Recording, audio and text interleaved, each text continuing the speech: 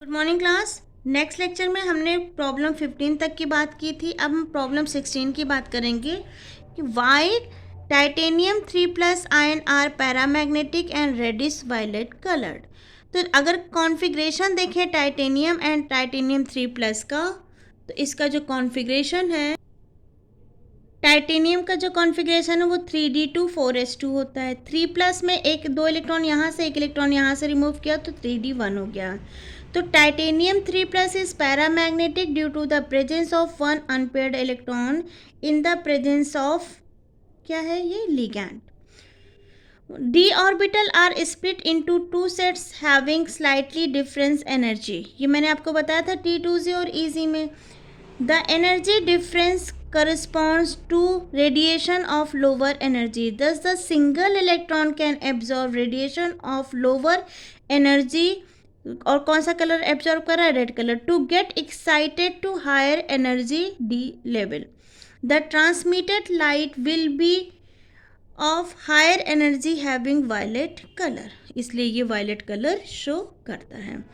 अब आता है transition metal are less reactive than alkali and alkali earth metal. ये हमने आपको अभी बताया था इसके पहले, इसलिए ये क्वेश्चन मैं छोड़ रही हूँ। अब आता है discuss the oxidation state of chromium. तो क्रोमियम का ऑक्सीडेशन स्टेट हम कैसे डिस्कस करेंगे? कॉपी में इसको करके दिखाती हूँ मैं आपको।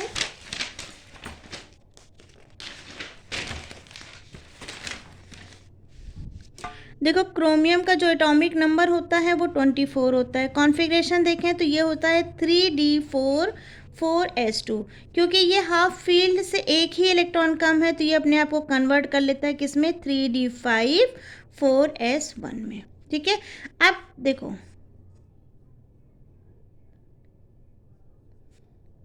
यहाँ पे 5 इलेक्ट्रॉन फिल करते, 1 2 3 4 देन 5, और यहाँ पे 1। एक इलेक्ट्रॉन लूज किया तो +1 ऑक्सीडेशन स्टेट, एक और लूज किया तो +2, फिर +3, फिर +4, फिर +5। 5 जनरली माना नहीं जाता क्योंकि ये हाफ फील्ड स्टेबल होता है, तो ये अनस्टेबल ऑक्सीडेशन स्टेट होता है +6। तो क्रोमियम +1 +2 +3 +4 +5 और +6 ऑक्सीडेशन स्टेट शो कर सकता है। एक इलेक्ट्रॉन यहाँ से लूज़ किया तो +1, यहाँ से लूज़ किया तो +2, फिर +3, फिर +4 +5 फिर +6। तो यहाँ पे लिखा गया है क्रोमियम 0 1 2 3 4 5। 5 अनस्टेबल होता है इसलिए दिखाया नहीं, और 6। ठीक है, अब आता है scandium 3+ is more stable then scandium 2+। उसका रीज़न होता है जो स्कैंडियम का कॉन्फ़िगरेशन होता है वो क्या होता है? 3d1 4s2। अगर वो दो इलेक्ट्रॉन लूज कर रहा है तो तब भी वो 3d1 है जो कि क्या है? अनस्टेबल है। अगर वो 3 इलेक्ट्रॉन लूज कर दे रहा है तो 3d में भी 0 इलेक्ट्रॉन आ जाएंगे और 4s में भी 0 इलेक्ट्रॉन आ जाएंगे, इसलिए scandium 3+ is more stable than the scandium 2+। अब आता है zinc form only zinc 2+ and not zinc 3+। उसका रीज़न होता है in the formation of zinc 3+ an electron from d orbital has to be remove which required abnormally higher amount of energy because the completely filled d orbital stable configuration is disturbed। Zn जो होता है उसका जो configuration होता है वो होता है 3d10 4s2। यहाँ पे d orbital fully field complete है। यहाँ पे इलेक्ट्रॉनों को निकालने में एक तो बहुत ज़्यादा एनर्जी की ज़रूरत होगी, दूसरा इनकी स्टेबिलिटी खो देगा, इसलिए जिंक 2+ तो बनाता है लेकिन 3+ कभी भी नहीं बनाता है। नेक्स्ट क्वेश्चन है why are salt of zinc cadmium and mercury white. वही अनपेयर्ड इलेक्ट्रॉन होते नहीं है कोई, ये फुल्ली फील्ड होता है, इसलिए इनका जो सॉल्ट होता है ये वाइट कलर का होता है। Why are compound of S and P block element are not coloured. क्योंकि इन पे कोई अनपेयर्ड इलेक्ट्रॉन नहीं होता है जिसकी वजह से ट्रांजिशन पॉसिबल नहीं है, जबकि जो d ऑर्बिटल होते हैं अनपेयर्ड इलेक्ट्रॉन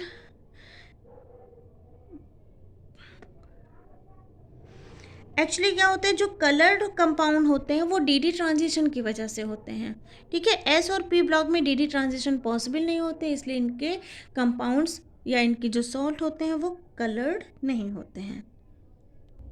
नेक्स्ट क्वेश्चन है copper 2 plus ion are coloured and paramagnetic while zinc 2 plus ion are colourless. तो कॉपर 2 प्लस में बेटा जो इलेक्ट्रॉन होंगे 3d9 होंगे, और जबकि जिंक 2 प्लस में इलेक्ट्रॉन 3d10 होंगे। ये फुल्ली फील्ड कंप्लीट है, ट्रांजिशन पॉसिबल नहीं है, इसलिए ये क्या हो जाएंगे, कलरलेस होंगे, जबकि ये क्या हो जाएंगे, कलर्ड होंगे। ठीक है, cupric salt are blue in colour while cuprous salt are colourless. तो जो आपका क्यूप्रस सॉल्ट होता है बेटा, ये क्या होते हैं, इनके ऑक्टेट कंप्लीट मतलब इलेक्ट्रॉन फील्ड होते हैं, इसलिए ट्रांजिशन पॉसिबल नहीं, इसलिए ये कलरलेस होंगे, जबकि ये क्या होते हैं, आपके कलर्ड होते हैं। Copper plus is diamagnetic where copper 2 plus is paramagnetic. वही इसमें जो होते हैं इलेक्ट्रॉन पेयर्ड होते हैं। ठीक है, D10 इलेक्ट्रॉन होते हैं, जब सारे इलेक्ट्रॉन पेयर्ड होते हैं, इसमें D9 इलेक्ट्रॉन होते हैं अनपेयर्ड होते हैं, जिसकी वजह से ये पैरामैग्नेटिक और ये डायामैग्नेटिक होते हैं। नेक्स्ट क्वेश्चन है in moving down a transition series the atomic size increases from 3D to 4D, but there is hardly any increase from 4D to 5D। उसका रीज़न होता है बेटा 3D से 4D में तो इलेक्ट्रॉन आसानी से एटॉमिक साइज इनका इंक्रीज होता है, लेकिन जब हम 4D से 5D में जाते हैं तो increases in nuclear charge is balanced bye screening effect of inner orbital. ठीक है, जिसकी वजह से साइज में बहुत ज़्यादा फर्क नहीं आता है।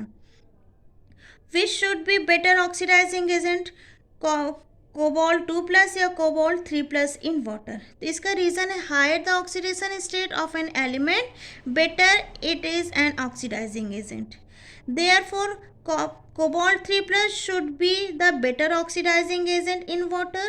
Standard reduction potential of cobalt 2 plus का इतना होता है एंड cobalt 3 plus का इतना होता है इन acidic solution also show copper 3 plus is more easily reduced and better oxidizing agent than cobalt 2 plus. Next problem है आपका which ion should exhibit a higher magnetic moment. तो जिसमें नंबर ऑफ अनपेयर्ड इलेक्ट्रॉन ज़्यादा होंगे उसकी magnetic moment भी ज़्यादा होगा, इसलिए मैग्नीज का जो मैग्नेटिक मोमेंट है वो ज़्यादा होगा। नेक्स्ट क्वेश्चन है which of the following pair of an atom have the most similar atomic radii. तो जो एटॉमिक रेडियाई है बेटा ये कैलकुलेट करना है एटॉमिक नंबर से, तो आपको ये मोलिब्डेनम और टंगस्टन का दिखेगा। नेक्स्ट क्वेश्चन है कैलकुलेट द मैग्नेटिक मोमेंट किसका किसका, आयरन 3 प्लस, निकिल 2 प्लस और कॉपर 2 प्लस। कोई नहीं, आयरन 3 प्लस है, नंबर ऑफ अनपेयर्ड इलेक्ट्रॉन कितना है 5, निकिल 2 प्लस में नंबर ऑफ अनपेयर्ड इलेक्ट्रॉन 2 है, और कॉपर प्लस में नंबर ऑफ अनपेयर्ड इलेक्ट्रॉन 0 है। तो मैग्नेटिक मोमेंट जब हम सॉल्व करेंगे तो एन की वैल्यू क्या है 5 है यहाँ पे, तो इस फॉर्मूले में रख देंगे और ये हमारा मैग्नेटिक मोमेंट आ जाएगा। एक ट्रिक होता है जितने नंबर ऑफ अनपेयर्ड इलेक्ट्रॉन होते हैं उसी के आसपास या उसी के लमसम मैग्नेटिक मोमेंट आता है। जैसे 5 है तो 5 समथिंग आएगा, 2 है तो 2 समथिंग आएगा, 0 है तो 0 मैग्नेटिक मोमेंट आएगा इसका। ठीक है बेटा, तो यहाँ पे मैंने ऑलमोस्ट सारे प्रैक्टिस प्रॉब्लम आपको करा दिए डी ब्लॉक के। अब मैं कल पढ़ाऊंगी आपको डी ब्लॉक एलिमेंट 1 by 1, जैसे स्कैंडियम के बारे में बात करेंगे, टाइटेनियम के बारे में बात करेंगे, वेनेडियम के बारे में बात करेंगे। तो जो 3D सीरीज़ के एलिमेंट है उनकी हम थोड़ी थोड़ी बातें करेंगे और उनके बारे में थोड़ा थोड़ा हम डिस्कस करेंगे। तो आई होप आपको समझ में आया होगा। Thank you.